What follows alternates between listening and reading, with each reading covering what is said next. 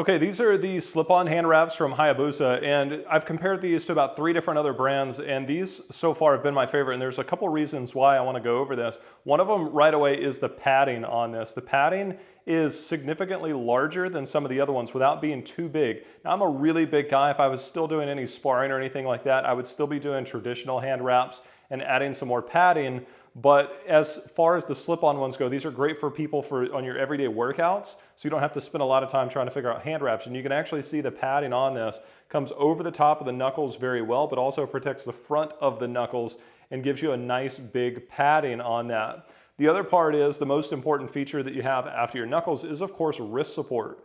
And the one thing I like about this is the length of the wrist wrap. So this is actually longer than most of the other ones that I tend to work on.